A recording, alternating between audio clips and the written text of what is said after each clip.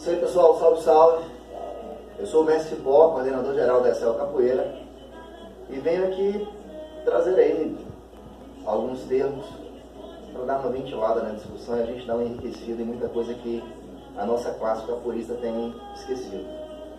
Antes de mais nada, eu gostaria de dizer que, a priori, a maioria do material que eu faço é destinado aos nossos núcleos de ensino espalhados pelo país inteiro. Isso não quer dizer que muitos que dispõem interesse em abrir um debatezinho serão recusados ou ignorados. Aproveitando que hoje é dia da consciência negra, dia 20 de novembro de 2018, a gente traz esse título, A Origem da Capoeira e Remanescências Indígenas, para a gente refletir um pouquinho a respeito de algumas informações equivocadas. A pergunta que eu faço é possível o povo brasileiro tratar uma matriz negra sem considerar as matrizes indígenas? A pergunta que eu faço em dia de consciência negra, não seria também um momento de reflexão a respeito de um povo tão sofrido e acolhedor como foi as nossas matrizes indígenas ao longo do nosso processo histórico? Bom, é sobre isso que a gente vai falar hoje. É sobre isso que a gente vai falar agora. O que muitos de nós, educadores populares, quando trazemos algumas informações a respeito da origem da capoeira, nós ignoramos por completo vários fatos que deveriam ser relembrados. Vamos fazer uma pequena reflexão. Primeiro, quando os portugueses aqui chegaram, já existia um povo de cultura pronta que chegava a ofender os invasores. Era um povo tão dinâmico, tão brilhante dentro da sua culinária, um povo tão brilhante dentro da sua medicina, dentro do conhecimento botânico, dentro das estratégias de guerra, dentro do material bélico. Um povo de espírito tão guerreiro faria até assombrar esses povos invasores. Então, assim, é uma reflexão também que a gente tem que se pensar. Aqui existia mais de 3 milhões de indígenas. Nós tínhamos aqui mais de 1.400 povos diferentes, falando mais de 1.300 línguas diferentes, espalhados pelo país inteiro. Portugueses, holandeses, espanhóis se empenharam tanto em dizimar essa gente que a gente tem até que se perguntar o porquê. Outra coisa que pouco se comenta, e dentro das atividades quando se fala de resistência, principalmente o dia de hoje, que é dia da consciência negra, não se fala, por exemplo, quem recebeu os negros fugitivos nos quilombos. Não se fala quem ensinou a botânica brasileira para os negros, agora libertos, nos quilombos e mocambos. Não se fala quem cedeu toda uma estratégia de guerra, todo o conhecimento bélico, o conhecimento dentro da medicina natural e até mesmo dentro da religiosidade negra, que hoje se coloca. Não se fala a influência da pagerância. Então, pessoal, aí vocês podem estar me perguntando, mas Cipó, o que isso tem a ver com a origem da capoeira? É simples. Tem um material bacana que eu vou sugerir que muitos de vocês façam uso. O Dr. Luiz Carlos Crumenauer Rocha. É um antropólogo, filósofo, historiador, PhD em Sociologia, e tem um trabalho muito bacana a respeito da origem da capoeira e faz alusão a uma arte que poucas pessoas conhecem aqui, dentro do nosso meio capoeirístico, que é o Maraná. O Maraná tem centenas de citações de vários historiadores, pesquisadores, pintores, holandeses, alemães, espanhóis, portugueses, falando a respeito do Maraná. Mas uma que eu posso citar aqui, para não perder muito tempo citando, é uma carta do escrivão Francis Peters, que acompanhava o cortejo do príncipe Maurício de Nassau durante a invasão holandesa. Ele descreve que um dos grandes obstáculos na ocupação do território brasileiro, na resistência dos habitantes do Brasil, eram justamente os potiguaras, comandados por Felipe Maranhão, que é o índio Poti. Ele descreve uma arte utilizando os pés, cabeças e cotovelos dentro de uma precisão em combate que se tornavam mortais e chamava-se de Maraná. Traduzindo, quer dizer da guerra, ou dança da guerra. Era uma potência cultural tão assustadora que até mesmo os próprios invasores registravam esse tipo de atividade. Agora, partindo para a origem da capoeira, e uma coisa que a gente também tem que estar discutindo muito a respeito, porque hoje, por exemplo, quando você vai em todas as apresentações, só se falam em Quilombo dos Palmares. Nós tivemos centenas de quilombos espalhados pelo país. Ou então você vai ver simplesmente os 8 principais quilombos. Mas quando se fala em lideranças, fala-se pouco, por exemplo. Quilombo do Urubu em Salvador, comandado por uma mulher, eram 12 homens para ela em cada combate, chamado de Zé Felina. Nós tínhamos pessoas assim que extraordinariamente tinham uma capacidade de liderança, de articulação, de estratégia de guerra e combate, que era uma coisa impressionante. Mas as pessoas tratam de dar uma empobrecida, ou de dar, por exemplo, muita atenção para a liderança de Zumbi dos Palmares, e pouco se cita a respeito de Zumba, o príncipe angolano que comandou Quilombo dos Palmares por décadas. Então a gente tem que começar a fazer um trabalho preciso. Agora vamos falar a respeito do primeiro quilombo dos Palmares. O primeiro quilombo foi Palmares. Potiguara, traduzindo, quer dizer Palmares. Você sabe o porquê do fato de Quilombo dos Palmares se chamar Palmares? Porque lá existia uma tribo, onde o seu cacique era Canidé, a sua xamã era Tirene. Elas já tinham tido uma previsão, onde se existiria um povo numeroso e resistente lá na Serra da Barriga, antes capitania de Pernambuco, hoje o estado de Alagoas. Ela já tinha até mesmo previsto que existiam negros de grandes lideranças, até que seria primeiro liderado por um príncipe angolano. Ela já tinha esse tipo de conhecimento através de visão, que era o caso de Zumba.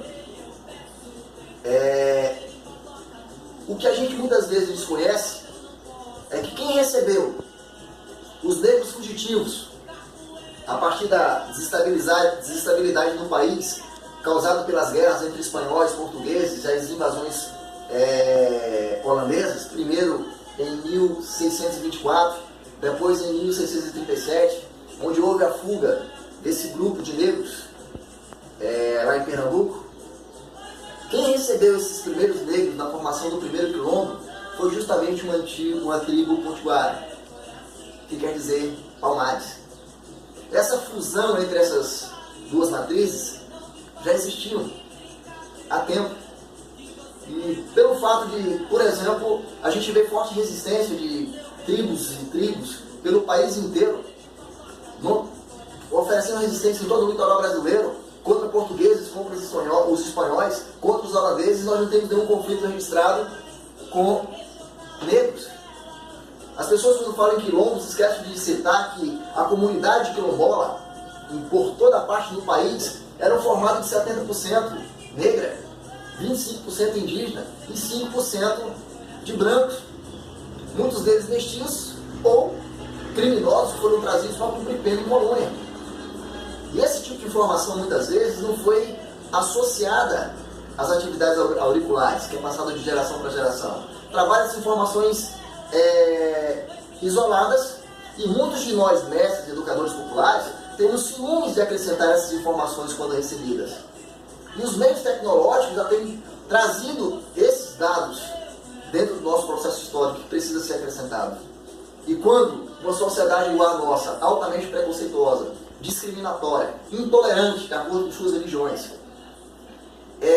constrói muros, cabe a nós estar resgatando essas informações, analisando, discutindo e difundindo na medida do possível.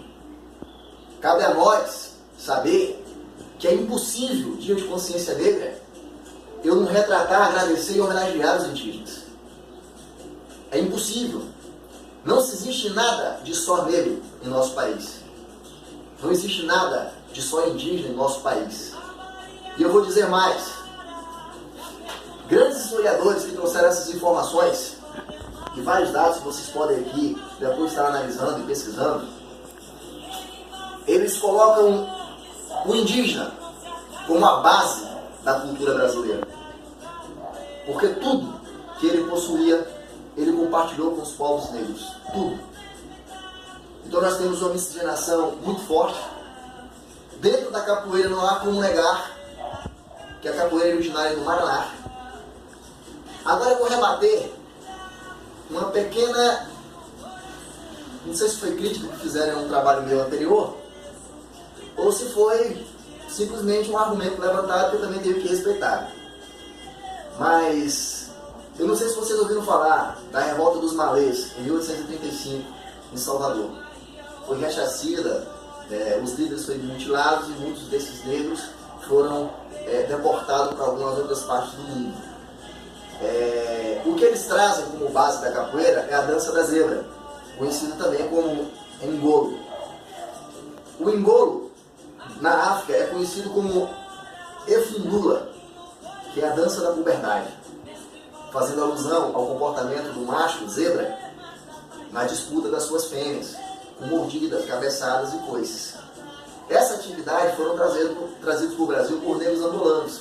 E muitos historiadores e pesquisadores sustentam a origem da capoeira com base no engolo ou dança da zebra. O que a gente tem que questionar é que quando esses líderes africanos foram deportados pelo país para rechacir a revolta dos malês, eles foram para Cuba, Inglaterra, Estados Unidos e várias outras partes do mundo. O engolo, ou seja, a dança da zebra, ela entrou em fusão com várias outras culturas nativas para onde eles foram mandados. E a curiosidade é que só se existe uma base de capoeira no Brasil. Só se existe uma origem da capoeira introduzida nos nossos quilombos como forma de resistência, somados a todo apadrinhamento indígena no Brasil. E melhor ainda, nenhum historiador traz nenhum outro tipo de prática tão forte e evolutiva, enraizada na cultura de uma nação como no Brasil. Então digo para vocês, pode até ser que a capoeira não seja indígena, originária do Maraná, mas o Maraná, que é a mesma prática que a gente conheceu com o nome de capoeira, onde o próprio nome capoeira é de matriz tupi, mato ralo, ele já era respeitado diante de portugueses, espanhóis e holandeses em zona de combate, altamente temerosos, a tal ponto que eram relatados por seus superiores, sejam religiosos, militares, até reis, recebiam cartas com descrições do Maraná e sempre relacionando chutes, socos, cabeçadas com uma precisão tão espontânea e tão vigorosa que se tornava uma arte letal. Não é o Cipó que está falando. Dou de novo alguns registros que vocês podem precisar. A carta do jesuíta Antônio Gonçalves para os seus superiores em Lisboa, em 1735.